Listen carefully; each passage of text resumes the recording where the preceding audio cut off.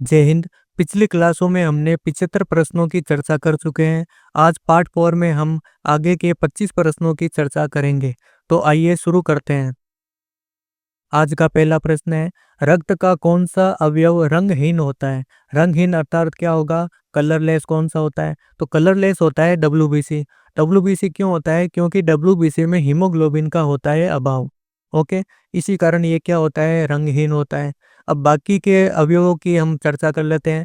जैसे RBC, RBC का colour कैसा होता है? रेड। ओके, प्लेटलेट्स का कलर कैसा होता है? ब्राउन। प्लाज्मा का कलर कैसा होगा? पीला। ओके, अब चलते हैं अगले प्रश्न की ओर। अगला प्रश्न है, रक्त में कुल प्लेटलेट्स की सामान्य संख्या कितनी होती है? तो प्लेटलेट्स की संख्या कितनी होगी? 1.5 से 4 लाख प्रति मिमी क्यूब। ओके, तो ऑप्शन बी एकदम सही हो जाएगा। अब चलते हैं अगले प्रश्न की ओर। प्रश्न संख्या 78, रक्त का कौन सा घटक रोग प्रतिरोधक क्षमता बढ़ाता है? तो रोग प्रतिरोधक क्षमता कौन बढ़ाएगा? डब्ल्यूबीसी। ओके, अब चलते हैं अगले प्रश्न की ओर। आरबीसी में कौन सा अंगक अनुपस्थित होता है? देखो, आरबीसी के अंदर कौन सा अंगक अनुपस्थित होगा? केंद्रक।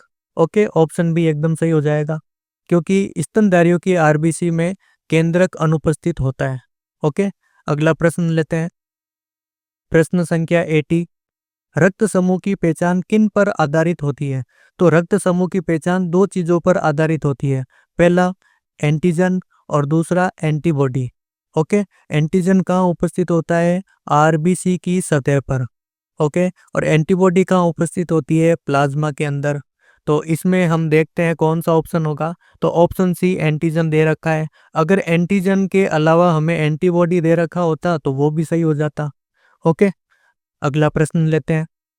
प्रश्न संख्या 81, प्लाज्मा किस रंग का होता है? तो प्लाज्मा होता है पीले रंग का। ओके, अगला प्रश्न लेते हैं। प्रश्न संख्या 82, कौन सा रक्त समूह सभी को दान कर सकता है लेकिन ले नहीं सकता है? देखो, ओ नेगेटिव को हम सार्वत्रिक दाता कहते हैं। ये सभी को ब्लड दे सकता है लेकिन ले नहीं सकता है, ये केवल ओ नेगेटिव से ही लेगा। ओके, तो ओ नेगेटिव ऑप्शन डी एकदम सही हो जाएगा। अगला प्रश्न लेते हैं। प्रश्न संख्या 83, कौन सा रक्त समूह सभी से ले सकता है लेकिन दान नहीं कर सकता? तो ए बी पॉजिटिव, जिसे हम क्या कहते हैं? सार्वत्रिक ग्राही। ये क्या करता है? सभी से ब्लड ले सकता है लेकिन ये देगा किसे? केवल ए बी पॉजिटिव को ही दे पाएगा।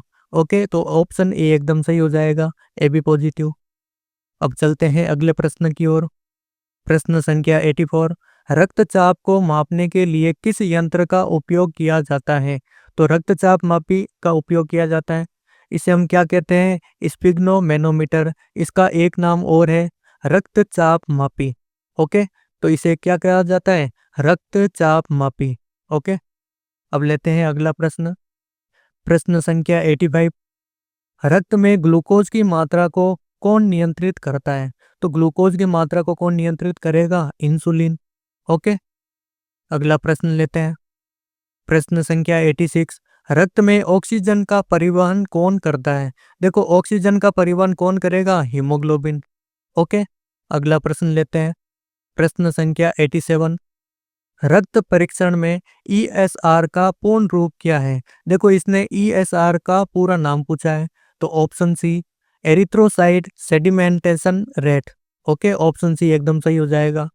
अब चलते हैं अगले प्रश्न की ओर। प्रश्न संख्या 88, रक्त में कौन सा घटक श्वसन गैसों में के परिवहन में मदद करता है? देखो, गैसों के परिवहन में मदद कौन करेगा? आरबीसी। क्यों? क्योंकि आरबीसी के अंदर हीमोग्लोबिन प्रेजेंट होता है और हीमोग्लोबिन क्या काम करता है? ऑक्सीजन और कार्बन डाइऑक्साइड का क्या करता है? परिवहन करता है।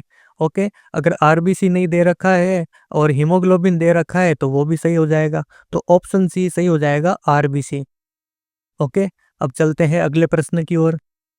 प्रश्न संख्या 89, रक्त में यूरिया की मात्रा बढ़ने से किस रोग का संकेत मिलता है? देखो, यूरिया की मात्रा अगर बढ़ गई तो हमें किडनी विकार मिल सकता है या किडनी संबंधी बीमारियां हमें मिल सकती हैं। देखो, इसे हम समझते हैं। हमारा जो यकृत है, ओके, जिसे हम क्या कहते हैं? लीवर। ये लीवर क्या करेगा? यूरिया का निर्माण करता है। किसका निर्माण करता है? यूरिया का निर्माण। और ये यूरिया ब्लड के माध्यम से कहाँ पहुंचता है? किडनी के अंदर। ओके, अगर यूरिया की मात्रा बढ़ेगी तो किडनी संबंधित बीमारी भी क्या होगी, बढ़ेगी। तो यूरिया निर्माण और किडनी ये दोनों एक दूसरे से क्या होते हैं, संबंधित होते हैं। ओके, अगला प्रश्न लेते हैं। प्रश्न संख्या 90। ब्लड बैंक में रक्त को किस तापमान पर सुरक्षित रखा जाता है? तो किस तापमान पर सुरक्षित रखा जाएगा? 4 डिग्री सेंटीग्रेड पर। ओके, अगला प्रश्न लेते हैं। प्रश्न संख्या 91। शरीर की वह सबसे बड़ी शिरा कौन सी है जिसमें रक्त हृदय की ओर जाता है? देखो, हृदय की ओर रक्त कौन लेकर जाएगा? Option C, vena cava. इस वेना कावा को हिंदी में कहते हैं महाशिरा।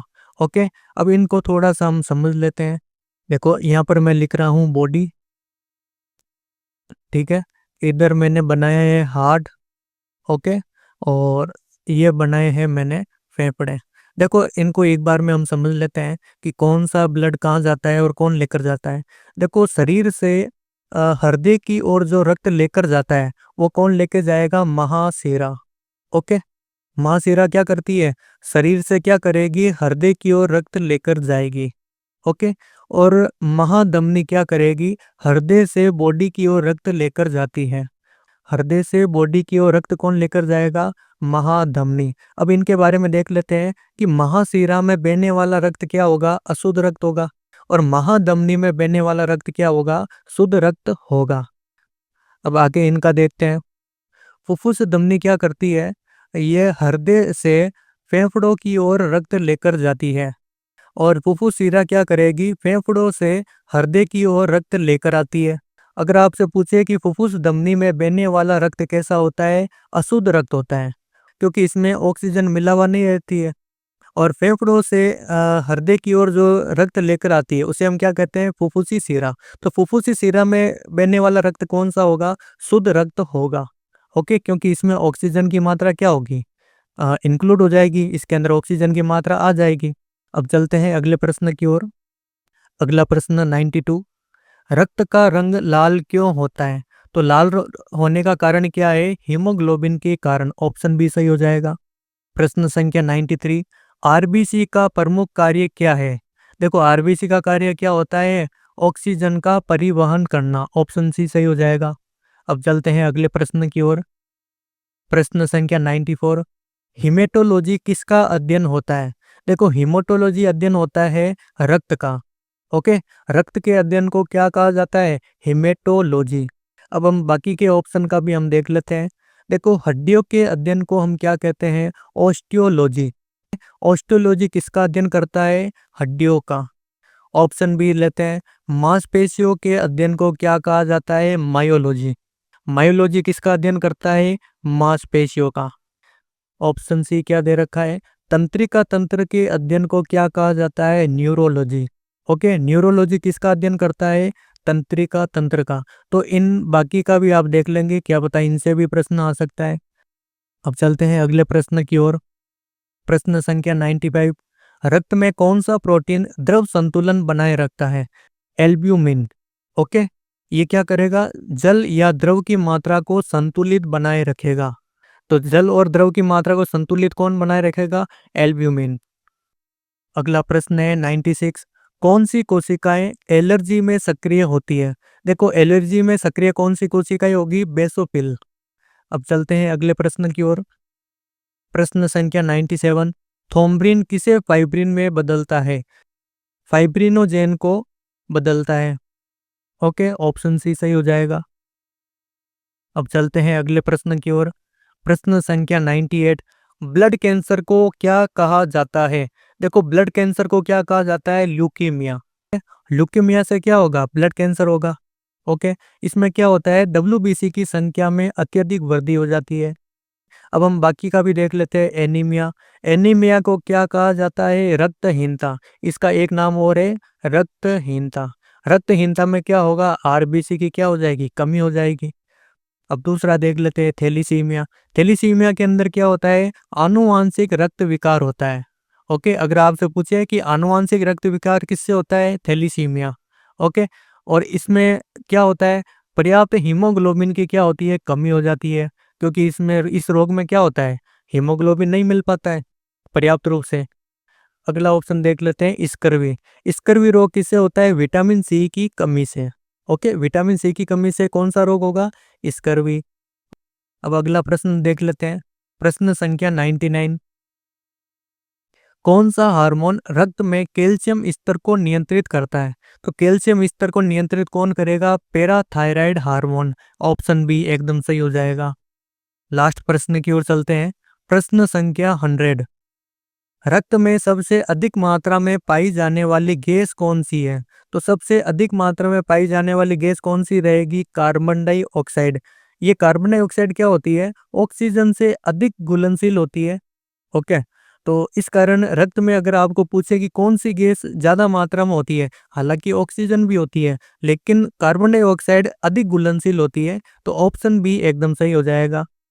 तो दोस्तों आप कमेंट करके बताइए कि आपको ये सारे प्रश्न कैसे लगे। अगर ये आपको प्रश्न समझ में आए हैं तो आप अपने दोस्तों के साथ शेयर कीजिए, लाइक कीजिए, और इन सभी प्रश्नों की पीडीएफ मैं अपने टेलीग्राम चैनल पर दे दूंगा।